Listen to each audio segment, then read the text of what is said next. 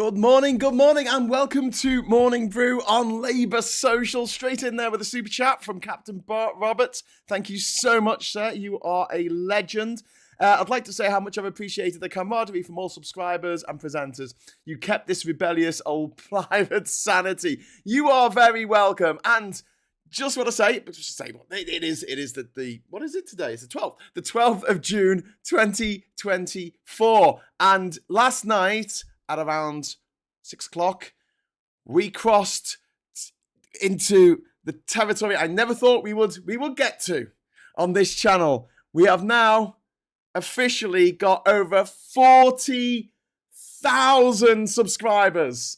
40,000! Yes! I'm so excited about this. This is absolutely amazing. And I just want to say thank you to everyone watching, everyone who's subscribed to this channel over the last few years, decades to get us to this place. Thank you so much. Really, really, really appreciate it. And yeah, there is a lot of love and camaraderie on this channel, which I like to foster on you all. No, but one of the reasons why I kept the name social in the channel is because I want this to feel like somewhere where everyone feels included. So long as they're not a Tory or Reform person, they can all go away somewhere else. Right, talking of Tories and Reform type people, just saying, Rishi Sunak's interview is going to be on later today. And, oh my word. So there's been 2 clips that have been circulated on the interwebs. Do you want to see the clips that have been circulated? I'll take you over to one of them now. Sorry, it's going to be quite big on the screen. I'm just gonna retire to little Graham mode. But here we go. This is Rishi Sunak. Hang on a sec. Sorry to have kept thank you. No, not at all. I know you've been in Normandy. Yeah, it all just ran over. It was incredible, but it just ran over everything. I'm sure it was so apologies for keeping you. No, not at all. I'm sure it was a powerful trip. I mean, so pertinent as well this year, considering what's happened in the Ukraine. Yeah, which I haven't seen President Biden's remarks, but maybe that's kind of the echo, I think. Did you get to meet any of the veterans, or were you? Oh, no, did you just have to do the ceremonial? Lots over yesterday and today. Yeah, I've already spoke to almost everyone that was there, I hope. Gosh, hello. Good to see you. Very nice to see you. My God. So this is him rushing back from D-Day. Sorry, it overran. It overran. I just came across on my helicopter to do this interview that I didn't need to do. Sorry about the quality there. That wasn't very good. I'll try and make it a bit better on this one. on the next one. Oops, try that again. Go on then. Little Rishi Sunak. It ran over. It started with a lie. What do we need to try again? Did it not work? Did you not see that? Did that not go out properly? Could you hear it? That's why he rushed back. Oh, it gets worse. It gets so much worse. Just turned on LBC for 5 minutes to see what the Gammons are talking about this morning on the National Front show. Even the Tory shills are turning on Sunak now. It truly is the end when the National Front is saying this. Is that Nigel Farage? Nick Ferrari, nasty effers, nasty privately educated effers. They all went to private school. He ran over to the helicopter. Right, come on. Do you want to do this together? Come on, let's do it together. It'll be fun. Let's see Rishi Sunak tell us about the trauma of his childhood. Don't forget, he went to Winchester in the 1990s. Both his, I think he's got a brother and a sister. They were both presumably privately educated as well. So that would have cost his parents, when all 3 were at school, it would have cost them in excess of £50,000 a year. £50,000 in the early 90s to put Sunak and his 2 siblings through school, through their most expensive schools, some of the most expensive schools in Britain. Let's run the clip of when he's asked about the hardships that he faced. Let's watch. Here he is. When you are wealthier than the king, what do you do day to day to make sure you're still in touch with the kind of struggles ordinary people face? Have you ever gone without something? Yeah, I mean, my family emigrated here with very little, and that's how I was raised. I was raised with the values of hard work. What did you go without as a child? We went out with lots of things, right? Because my parents wanted to put everything into our education, and that was a priority. So what sort of things had to be sacrificed? Lots of things, right? Can you give me an example All of sorts something? of things. So, like lots of people, there'll be all sorts of things that I would have wanted as a kid that I couldn't have, right? Famously, Sky TV. Sky TV. Sorry, the picture's frozen there, but famously Sky TV, as if he had complained about this on many occasions. At other times in his life, he complained about Sky TV. I might complain about Twitter. That was something that we never had growing up, actually. Something we never but had there's growing lots of up things. But again, that's my experience is obviously going to be what my experience was. What is more important are my values and how I was raised. Oh. And I was raised in a household where hard work was really important. You had to work very hard, and family was important. Service to your community was important. This guy earned £120 million last year,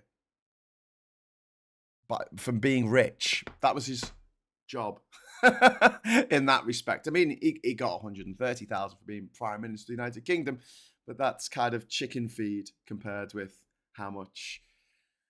Oh, how just, I mean, it's insane. It's crazy. So let's get into this. Need 40 million, says Peter. Yeah, working on it, mate. I don't think 40 million people will watch a politics show. But you know, 50k chicken feed. That must have been a lot of loose change to find down the back of the sofa for the Sunak. Now, I don't know how many of you watching this remember the early 90s, but I remember Sky TV being $7.99 a month. So obviously the Sunaks, by saving on their $7.99 a month, could suddenly afford the 50 grand it cost to put Sunak and his siblings through the most prestigious boarding school, private schools in the nation, possibly in the world. Yeah. Raised with hard work, being sent to Winchester, then Oxbridge. Well, exactly. So Sunak is a liar. He doesn't care about anyone but himself. Dazone, it's not just about him being a liar. It's about the fact that he has no clue what it's like for the vast majority of people. We're talking 99% of the population. He doesn't know what it's like at all. And if I was asked that question, did you ever have to go without as a kid? I'll be honest, I'll say no. I had a great childhood. My dad was a car mechanic. He loved gadgets. He loved, putting together old cars and all that kind of stuff. Like, we went away traveling. I didn't go on a plane until I was about 14 years old, but we went on loads of trips abroad, driving holidays in a camper van through Wales, around Eastern Europe. Once the Berlin Wall came down, I mean, like, I couldn't point to something and said, oh, I had to do without that. And yet, I can still relate to people who are really struggling right now. You know, my mum's side of the family are very working class. And I've got friends who are working, like real friends, real buddies, comrades in arms who are from a lower socioeconomic bracket than I am. Sunak doesn't associate with anyone from a different socioeconomic bracket. He just doesn't talk to them. The only person he sees and hangs out with on a daily basis are fellow millionaires who are grotesquely out of touch. And I just hate the fact that their flagship policies every freaking time only wreck the poor. That's the Tory way, isn't it? We need to wreck the poor. Because, and I've said this a million times, and I'll say it again, the stuff that they bring in, like Brexit, doesn't affect them. If you are rich, you can still go and live and work anywhere in Europe. It's the rest of us. Can't afford to do that anymore. Having to fill out forms, get visas, work visas. It costs a fortune. You got to have money in your bank accounts. Prove you're not going to be a sponge on the state wherever you got to go. I mean, the thing with the way Sunak's outlook is on the world, he has been gifted everything on a plate all his life.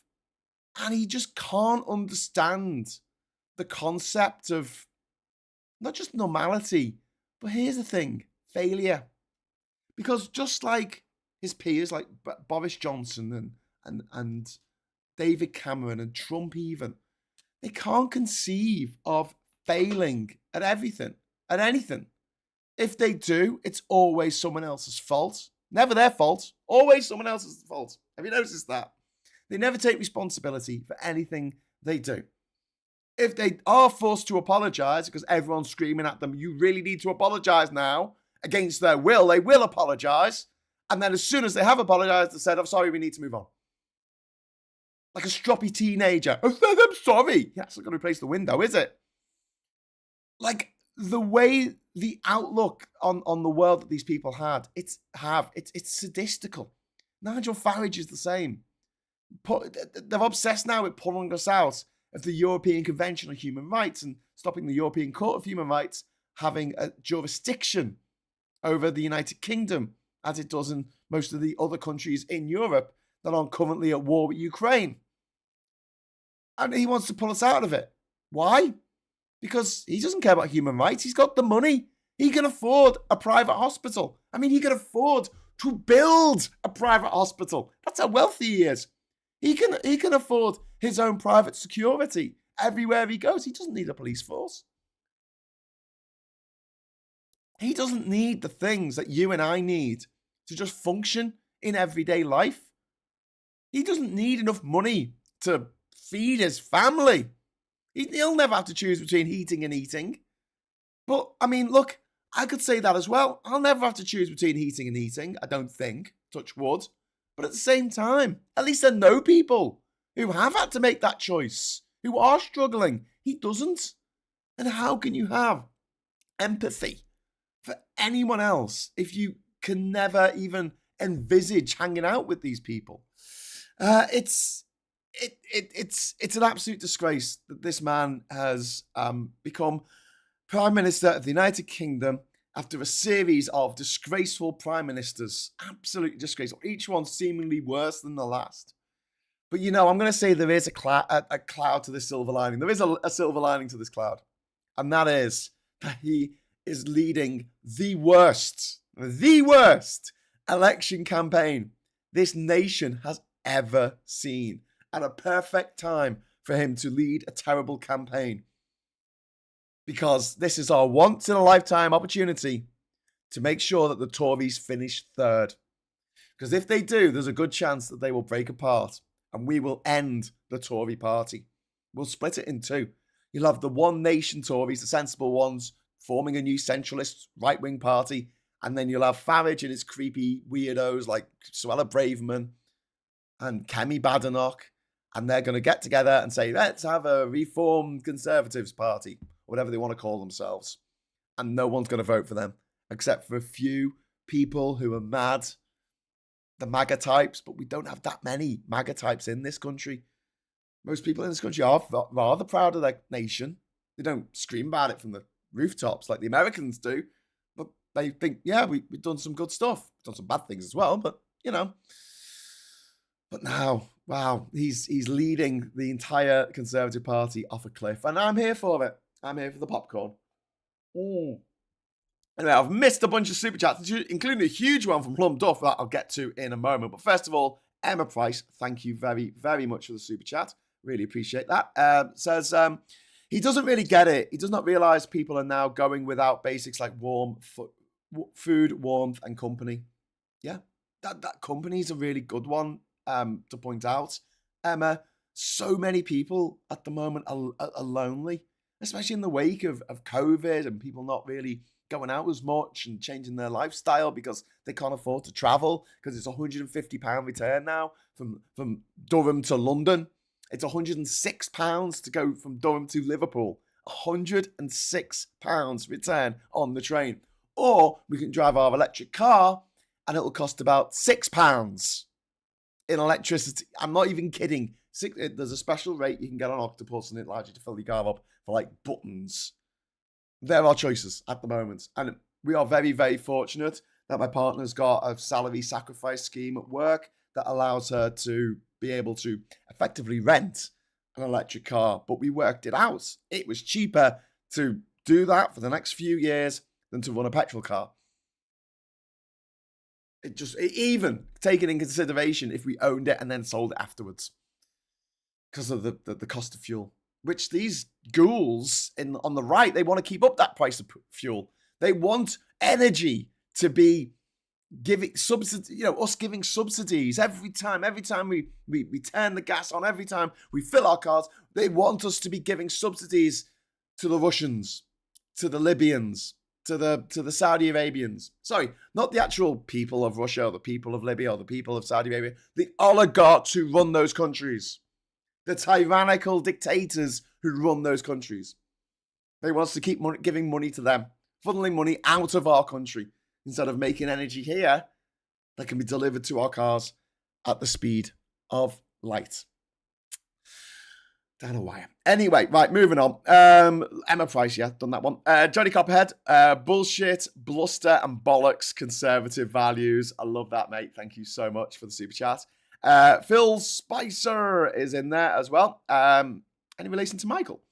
Saying his friends taunted him with no dishy Rishi. So sad. No dishy Rishi.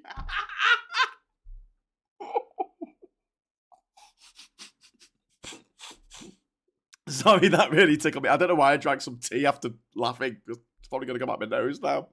Anyway, massive, amazing. Thank you so much to Plum Duff for £50 super chat. Thank you, Plum Duff. That's amazing. That's made my day. It's made my week. Oh my God. Thanks, Graham. And thanks all for keeping me sane on this wonderful channel. Well, thank you, Plum Duff, for keeping this channel, helping keeping this channel going, because we genuinely couldn't do it without you. We can't rely on advertising revenue. Let's put it that way. So thank you so much. Really, really appreciate it. Thank you. Waywatcher Green, thank you very much for the super chat there, mate. Can't wait till I never have to look at this vampire again or hear his Will from In-Betweener's voice. It does sound like a briefcase wanker from In-Betweeners. Briefcase wanker. Well, Will in Betweeners is supposed to have come from a private school, but his parents have split up, and now he's in the state school, and that's why he's a bit of a weirdo in this school. And yeah, the guy who plays Will, Simon Bird, he's part of the private school mafia. So I don't think it was much of a stretch for him to play a privately educated person who doesn't really know how anything works. There was a great tweet today by Frank Cottrell Boyce, the writer of Millions and 24-Hour Party People, amongst other amazing stuff. He's the guy who wrote the script, I think, for the closing ceremony of the opening ceremony of the Olympics, collaborating with Danny Boyle. And he was writing about how Rishi Sunak's stupidity makes you think that maybe these parents who spent all this money sending their kids to these expensive schools should probably get their money back. Yeah, I can't wait to not hear his voice again as well. Ivan, again, incredibly, amazingly generous. Thank you so much, Ivan. Another £50 super chat. Thank you, thank you, thank you. When I was a child, I remember the Tories' poor handling of the recession in the early 90s under John Major. My dad's work dried up and my mum had to go out to find what work she could when raising me and my two younger brothers. Oh my word, Ivan, that's and you know, I know you've got struggles as well with how society treats you as an individual. And all I can say is, like, I'm sorry that happened to you, and we need a better society. We definitely need to treat each other better, but that starts with politics. It starts with the people at the top treating us all with the respect that we deserve, and not treating us at this kind of like class system, you know, the lords and the plebs, the rich and the hoi polloi. There's got to be a gear shift, and I remember this well because I finished school in 97. So I finished school just as New Labour got in, right? So May 97, New Labour got in. I was doing my A-levels at the time, and yeah, it was a crazy time. I went back to my school after I finished about maybe 10 years later, and it was unrecognizable. I went there to do a filming job, I think, when I was working as a camera, a video producer in Liverpool. And I went back to my old school, hadn't been there for 10 years, and I was just shocked at how nice it was. Like, the walls had been painted. There wasn't just paint, like, peeling off the walls. The heating worked, which hardly ever did happen when I was there. I remember doing our mock A-levels in the January in, like, the freezing cold hall, Like, we were all wearing coats and beanies and, you know, fingerless gloves to do it. It's like this sort of Victorian nightmare. And that was the difference. Labour put money into education. They put money into Sure Start, which meant that young parents got the help and advice and the care and the support they needed. Don't forget, when I was born at the end of the 70s, my mum stayed in the hospital for a week. That was normal after giving birth. Now you're chucked out the next day. It's like, well done, you didn't need a cesarean. See you later. And that kind of lack of attention and care for individuals going through what is, whether it's going through school or going through childbirth or whatever it is, whatever stage in life that they're going through, these Tories just go, you got to do it alone. Going back to the point Emma made, it's this idea of the sovereign individual of Rees-Mogg's imagination. And I'll tell you this now, a sovereign individual is so lonely. That idea that you don't need anyone else. Of course you do. Of course we do. We need friends. We need family. We need someone there to look after us in our old age, for God's sake. That's what terrifies me. I don't want to go to a bloody home where if your house isn't worth $1 million and they can't take it brick by brick while you're getting you the care that you need as an elderly person, you go into a state-run care home, and you've seen the scandals that have come out of them. I say state-run, they're not. A lot of them are privately run, and we pay for them. It's like this public-private partnership we have in the NHS, where we have private operations done, but we pay for them at the NHS budget. So shareholders can make money out of you getting that cyst removed? What? But yeah, I really feel like we need to come together as a community, and I can't stress this enough. And one of the joys that I've had, especially since the end of the COVID period, is getting to know my fellow content creators, meeting them in real life, going out for drinks, stuff like that. Having so many people come on here, I'm seeing, familiar names coming up, going onto the Discord server and seeing familiar faces. It's amazing. It's wonderful. It gives me hope more than anything else.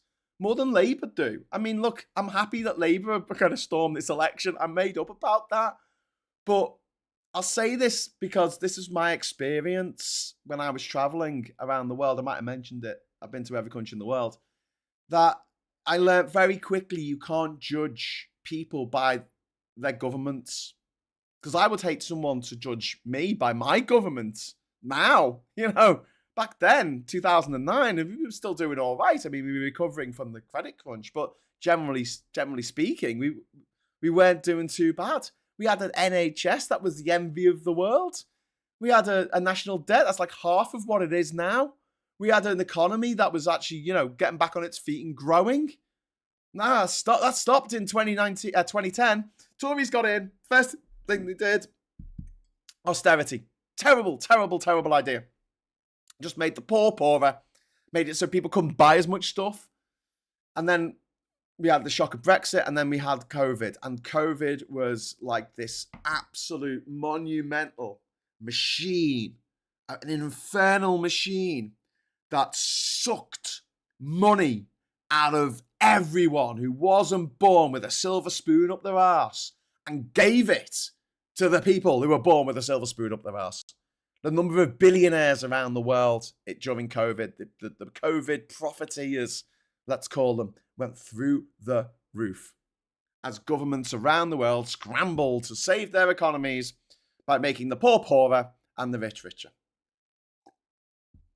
So what gives me hope? The fact that when I traveled, everywhere I met lovely people. I met people who just wanted to have a chat and talk about their day and talk about their lives and ask me questions about where I'm from and actually have interest in what you were saying. And it was lovely. It was amazing. And I got the same reception everywhere around the world, which is another reason why I bridle so much, I bristle against racism of any form. When you see these white immigrants who have gone to Germany or Spain ringing up the radio shows saying, these bloody immigrants. And I'm like, you are an immigrant. Yeah, but not me. I'm white. And you're like, how dare you? How absolutely dare you say that? Put down someone because they speak a different language, because they've got a different skin color, because they've got a different religion, as like they're the undesirable ones. But you're one of the good ones, right? You're one of the good immigrants. White immigrants call themselves expats. We need to stop that. We need to call them immigrants. Or maybe let's think of a world. Let's envision a world where it doesn't matter where you're from. Imagine that. Imagine just somewhere where you're just allowed to travel around to your heart's content. As long as you're not a criminal. You know, we've got computer systems now to track people. Not that difficult. Wire them all up. As long as you're not a criminal, as long as you're not doing any harm, what does it matter? Why do you have to spend your entire life a stone's throw from where you popped out your mum? It's just a weird way of looking at the world, and we need to stop it. And we thought maybe in the 1960s, once we got that famous picture taken of the Earth, you know, with the Earthrise over the moon, we thought, oh, we're all in it together. Well, there's this pale blue dot. The last photo of the Voyager 1 as it left the solar system. That was everything. That was all of humanity, all of our history. We're all in it together. We are all in it together. But no, we can't do that because some people are seen as lesser.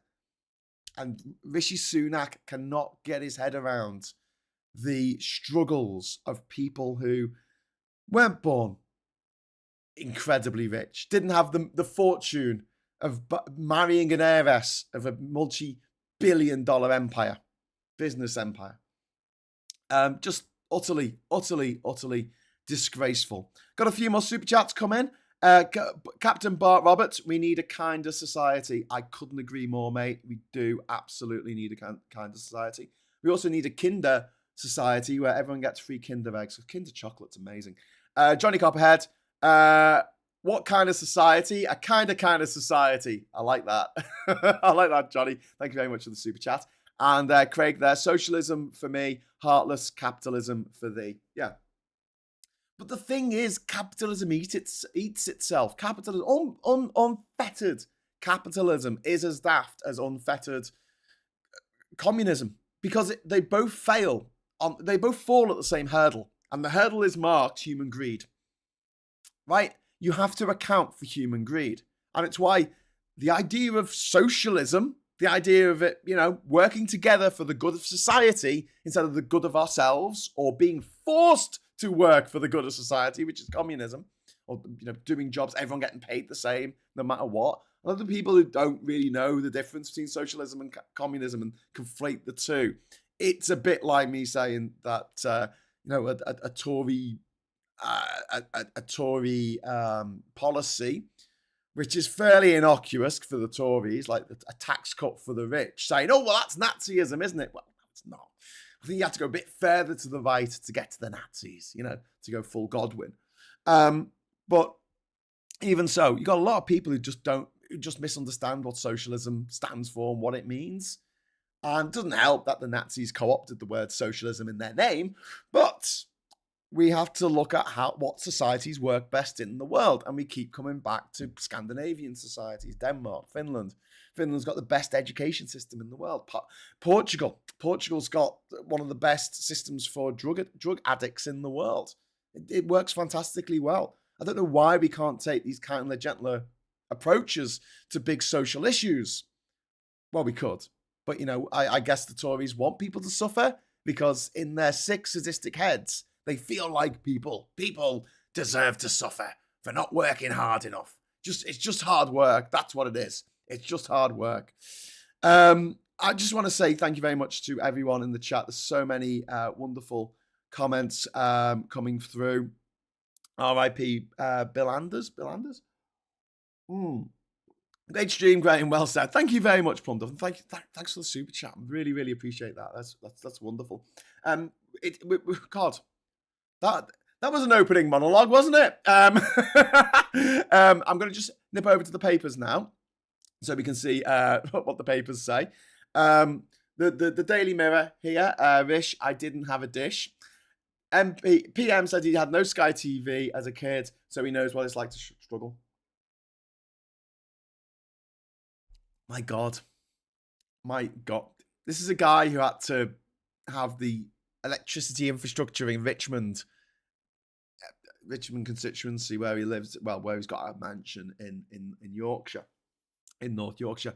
He had to have the electricity infrastructure upgraded so he could heat his pool, so he get enough power to his country pile to afford a pool, his heated pool. Well, he can relate. He's relatable. Right, Tory ambition to deport 100,000 illegal immigrants. Now, I don't know how many of you watching this saw the... Sorry, kick the camera there. Whoa! Didn't mean to kick the camera. Sorry about that. So what was I talking about? Oh, yeah. Stephen Flynn. I know you're thinking, where did that come from, Graham? Stop moving around. Stephen Flynn, last week, where he said we need to stop demonising immigrants, and he's absolutely right. We need to stop that, considering, here's something to think about, right? If we were an isolated Pacific nation, right, I could kind of understand them saying we don't want people coming from other countries to here because we haven't gone and bothered other countries. Why are they bothering us? But Britain, in its history, has bothered pretty much every country in the world in some way. We have turned up there and said, hello, I would like to get involved in what you're doing. Let's trade. Let's do stuff. Let's have some slaves. Let's burn down your Winter Palace. Let's steal your bed and bronzes. Let's take the Rosetta Stone. Let's take the Parthenon marbles. So yeah, I think that of all countries in the world to be whining about migration, Britain shouldn't be one of them. Considering that Australia and New Zealand and America and Canada are populated mostly by British people who moved there several hundred years ago. Yeah, that makes up the bulk of the population in those countries. The indigenous peoples, the Maori, the Aboriginals, the Native Americans, the First Nations, be damned. Damn them all. Because, there's no one here apart from the people who are here. That's all right, we'll sign a treaty with you. You can have all this area in Dakota. It's all yours now, Mr. Native American. Oh, thank you. Oh, hang on. Is that gold in them there hills? Oh, rips up the treaty. We'll have that. And do you know what? Just for a laugh, we'll give a bounty for any heads from your tribe that we catch. What, you mean that we collect? What, you mean like the people in charge of that? No, literally your heads. We're going to decapitate you, and then we're going to give money for people to do that to you. Because that's what the British did. Well, descendants of British people, British migrants around the world. Anyway, Rishi, don't give Labour a blank cheque. And we've got Jude Bellingham ahead of the Euros. We've got him with his shirt off, so a little bit of, little bit of delight then. PM, a vote for reform puts Labour in number 10. Okay. Listen, if anyone watching this is a right-winger, please vote for reform. Seriously. PM's wife looks on the bright side. That's Asakta Murty, I think her name is. And Sunak promises 17 billion in unfunded tax cuts. The Daily Telegraph is so unhinged these days. It is like the National Enquirer, but British. Biden will respect verdict after son is convicted on gun charges is in there as well. Unlike the MAGA lot who are all like screaming, oh, it's a travesty that Trump could possibly be found guilty of a crime which he committed. Quite why Hunter Biden didn't just go for the guilty plea is a discussion for another day. Tories implausible 17 billion tax giveaway condemned. I like the mix and match of that, isn't it? Sunak promises 17 billion. This is from a friendly newspaper. And then from a newspaper that's less than friendly, Tories implausible 17 billion tax giveaway condemned. So there you go. Right-wingers hate kindness. They think it's weak, says George. Yeah, absolutely. Thank you for the super chat. And you're right. They do. They see it as a weakness. I mean, they're all, they're all into that sort of right-wing libertarian mentality of the sovereign individual. And we don't live as sovereign individuals. We all rely on each other. She's listening to Coldplay in that pic. Another picture of Jude with his top off. Wednesday is a new day. We start partying. The weekend starts now, apparently. We have a 2-day week. Sunak's final gamble, I'll cut taxes by 17 billion and migration by 50%. Do we believe him? Do we? Pop pedos, 500k to victim. This is about Gary Glitter, who has been made to pay out £500,000 to one of his victims. He's currently serving a sentence. He was let out earlier this year and then rushed back into prison after breaking the terms of his parole. Labour promises £12 an hour to care workers.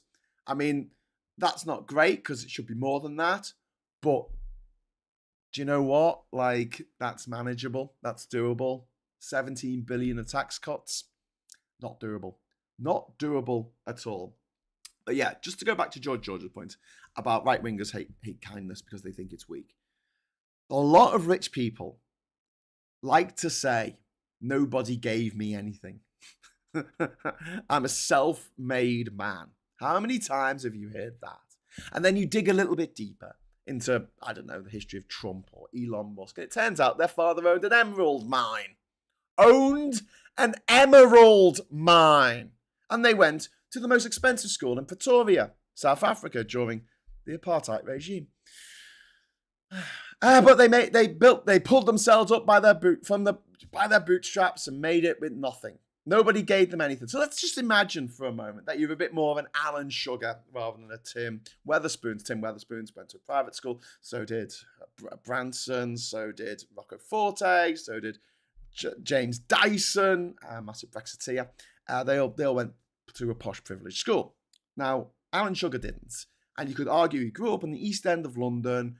I think his dad worked on a market store or something. He's someone that you could say, well, he worked his way up for nothing.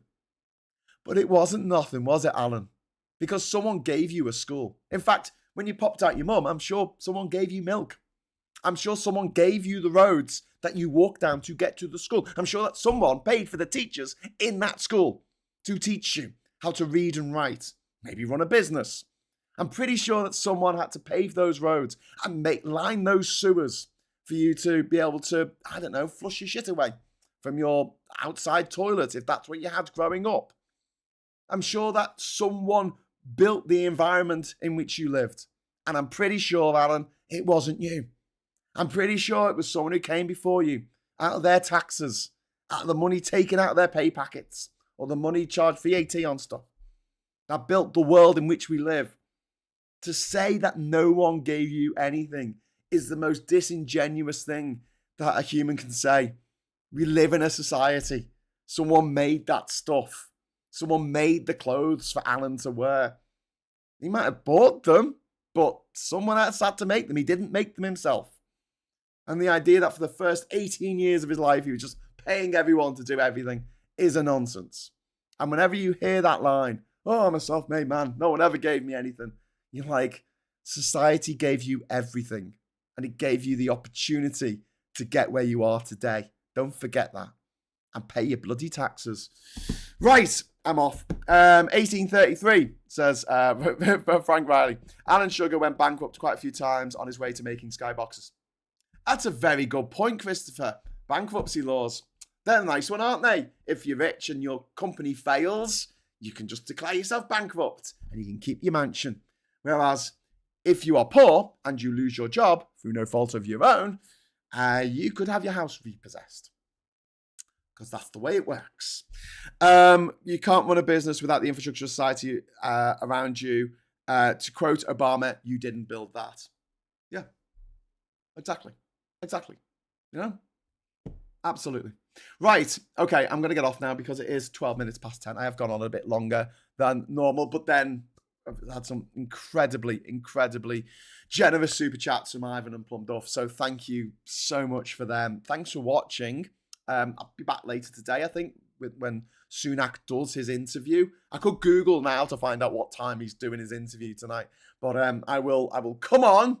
I might have Ben Chambers with me from 16 Million Rising because he's coming over tonight to watch some horror movies. But before we watch some horror movies, we'll watch the horror movie that is Rishi Sunak's interview with Paul Van to my TV. So let's get into that.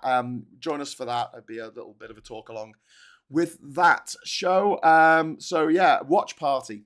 That's the term. And for those of you who can't make that, Phil will be back in the morning with another morning brew at 9:30, where we'll be dissecting another terrible, terrible thing that the Tories have done on their road to oblivion. And, you know, let's take away the speed bumps. That's all I'm saying.